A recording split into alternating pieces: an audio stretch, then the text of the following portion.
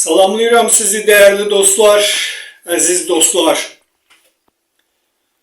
Ben bugünkü çıxışıma məni vadar edən səbəb Nicat Ertürk'dür. Nicat Ertürk niye məni vadar eləyib bu çıxışı etməyə bilirsinizmi? Nicat Ertürk benim çok değerli dostlarımdan biridir. Mesele burasındadır ki, Nicat Ertürk bu yaxınlarda kitap təqdimatı keçirdi. Demək, beni de o kitap təqdimatına, o tədbirə dəvət eləmişdi. Çox təəssüflər olsun ki, mən o tədbirdə iştirak edə bilməmişdim. Bu niskil, bu həsrət mənim içimdə məni sıxırdı, sözün düzü. Ona göre bu çıxışı eləməyə mən vadar oldum ki, o həsrəti, o niskili içimdən boşaltmaq istəyirəm. Bax, buna göre mən fikirlərimi sizə söyləmək istəyirəm, dəyərli dostlar, dəyərli tamaşaçılarımız. Məsələ burasındadır ki, Nicat müəllim məni o tədbirə dəvət edəndə artıq xeyli müddət idi, uzun müddət idi ki, mən o xəstəliyin adını açıqlamaq istəmirəm. O bir xəstəlikdən mən uzun müddətli əzab çəkirəm, əziyyət çəkirdim. O məqama düşübdür. Bax, ona görə mən həmin o tədbirdə iştirak edə bilməmişəm. Məsələnin mahiyyəti bax buradadır. Bax, o niskil, o həsrət məni sıxır deyə mən bu çıxışımı etməyə məcbur olmuşam. Çox böyük məmnuniyyətlə o tədbirdə, Nicat müəllimin o tədbirində iştirak eləmək istəyirdim. Çünki Nicat müəllim mənim çox əziz dostlarımdandır, mənim çox yaxın dostlarımdandır. Qəlbimə, ruhuma yaxın dostlarımdan, sirdaşlarımdan, mənə qardaş qədər əziz olan bir ziyalı dostlarımdandır. Bilirsinizmi, Nicat müəllimin demək Ana Həsrəti kitabının təqdimatı olubdur.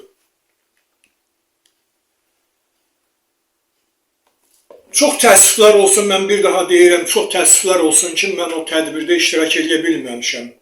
Mən demək, yaradıcılıq işlərini öz evimdə, öz otağımda, öz ocağımda görə bilirəm. Amma ki, evi tərk edə bilmirəm. O xəstəliyin, bax, pis axmaq cəhəti ondan ibarətdir. Evi tərk edə bilmirəm. Evi tərk edəndə çox pis vəziyyətdə düşürəm. Ona görə mən o tədbirdə iştirak edə bilmədim və o ağrı, acını yaşadım, o həyəcanı yaşadım. Heyfsiləndim ki, ne üçün mən orada iştirak edə bilmədim. Çünki yenə də deyirəm ki, mən Nicat Ertürk'ü çox sevirəm, çox sevdiyim dostlarımdandır. Mənə qardaş qədər əziz olan dostlarımdandır. Mən Nicat müəllimə, Nicat Ertürk'ə uğurlar arzulayıram. Və o şübhəsiz ki, orada tədbir iştirakçıları da narahat olublar mənim orada niyə iştirak edə bilməməyimə görə. Orada soruşublar, Asim müəllim gələcəkmi, gəlməyəcəkmi? Son məqamda Nicat müəllim mənimlə əlaqə saxladı. Mən dedim ki, Nicat müəllim, təəssüf ki, bu xəstəliklə bağlı mən orada iştirak edə bilməyəcəm. Nicat müəllim savadlı, ağıllı insandır. Həm də ki, atası həkimdir. O baxımdan bilir ki, o xəstəlik nədir? Həqiqətən də o xəstəliyin o simptomlarında evi tərk eləmək mümkün deyil.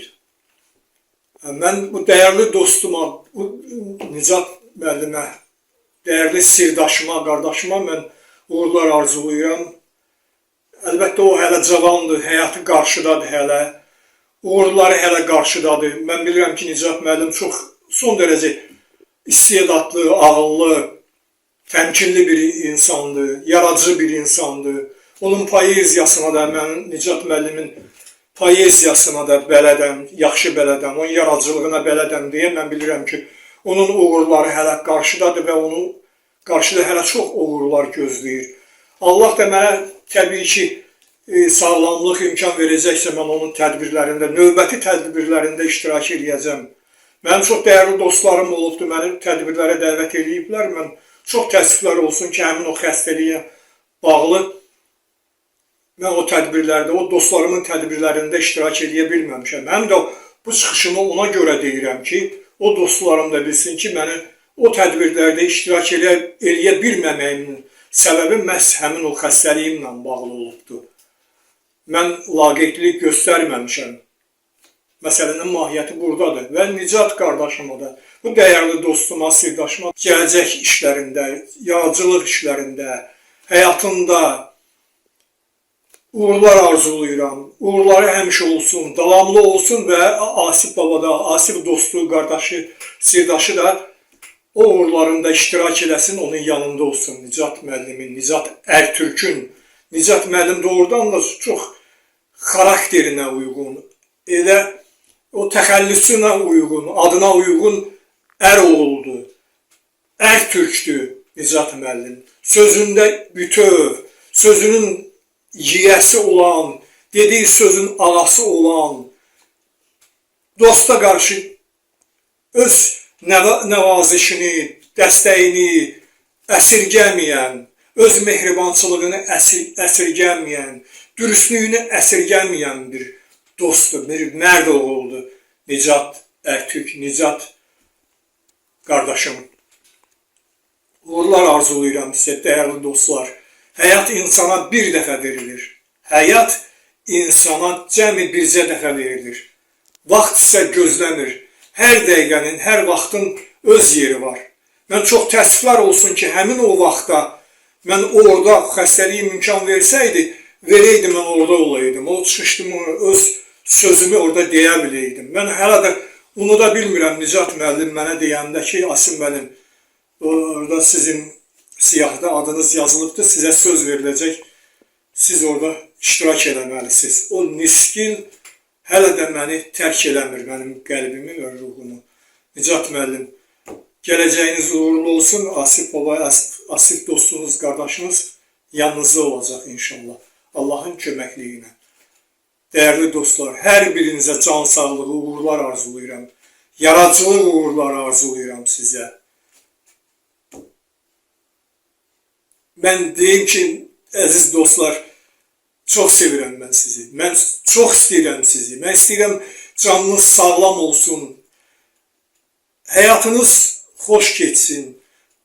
Gülüş içində, təbəssüm içində, rahatlıq içində. Əhvalınız, ovqatınız həmişə gözəl vəziyyətdə olsun ki, yazıb yarada biləsiniz. Xoşbəxt hiss eləyəsiniz özünüzü həmişə. Öz ətrafınızda, öz doğmalarınızın içində müsbət ovqatla, xoş əhval-ruhiyyə ilə yaşaya biləsiniz. Dəyərli dostlar, əziz dostlarım. O cümlədən də mənim dəyərli dostum, həmin bu Nicat Ərtürk dostum. Görüşənə dək dəyərli dostlar, görüşənə dək Nicat dostum, Nicat Ərtürk dostum. Uğurlar arzulayıram hər birinizə, o cümlədən də Nicat qardaşıma.